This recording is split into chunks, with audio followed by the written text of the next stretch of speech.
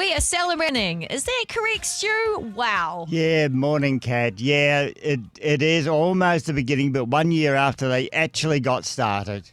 And I was just thinking this morning, it was all right for me. They'd got started. They were broadcasting when I came in, but there was others who were just planning and doing stuff and building it up before even getting started. That would have been harder, I reckon. Yeah, because, you have to have such great vision to imagine a Christian radio station before it's even come into being. And I was looking through some information and saw that it was in the 60s that Richard Berry had this idea and started the Rhema Society or Rhema Radio Society in the hope that there would be Christian radio. And it would have taken decades of planning to get this going. And then you came in 1979. So what was it like in those early days? Scary. Okay, how? In what way? Well, it was actually quite primitive. I mean, it's nothing like what we have today. Absolutely nothing. And we were located when I came across a number of buildings in the city. We had the head office at Colombo Street.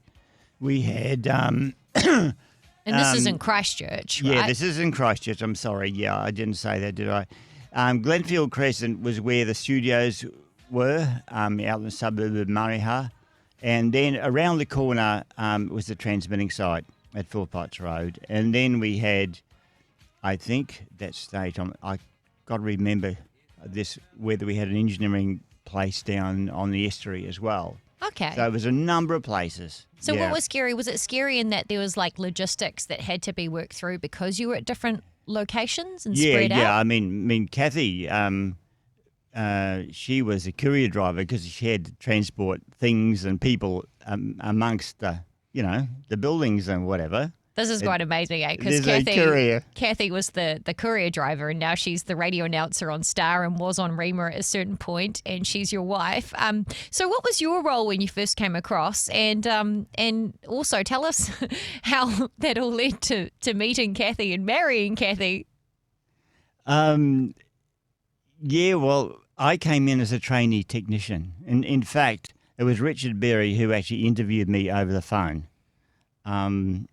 I was in Sydney at the time, and a phone interview, and that was what got me over here. He said, "When can you come over at the end of the phone interview?" And I asked him whether he wanted me to see him face to face. No, that'd be right. So he took a leap of faith bringing you over as well? Well, back in those days, we were all volunteers. We didn't get paid. Yeah. So moving, across to another country, not getting paid, not knowing what. How did your parents feel about that decision?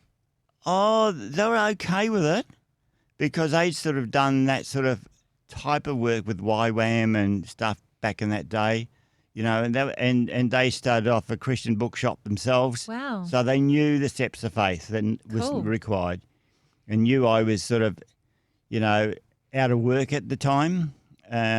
So, and I knew that was my sort of vision. I'd already gone to media school back in the day.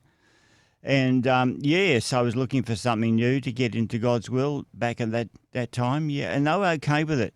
That's awesome. And so you came over, and when did you first meet Kathy? That was back in when we got into about 1980. So I came in December 79, so it was... She'd come back from holidays in the 1980s, January, February, but she'd been there in Rhema a year before me anyway, the start of 79. So, yeah. That's incredible. So fast forward many years later. Yeah, and it was just because she had to transport me to flats and stuff like that, we got to know each other, and the rest is history, as they say. Yeah, it's such an amazing story, like to hear of the faith of you coming over from Australia, how God lined it all up, and how Kathy joked about someone getting her husband at the start of the adventure. Yeah, well, that was Richard Berry, actually. He was about to go to Australia, and he was in the car, and he sort of got on the RT, state radio telephones they had in the cars at that time, and asked the girls, "What do you want me to bring back from Australia?" And Kathy was... she knew what she wanted. She wanted a dark-haired guy and the other one, she wanted a blonde, I think. And anyway, What did you get? What colour was your hair back then? it was actually dark. Oh, nice. And now you have a family, and it's like amazing just to think of all the things that have happened in this organisation over the last 46 years. So as we wrap up, what has been a real highlight for you personally, just watching what God has done through this ministry? Oh, it's a total journey.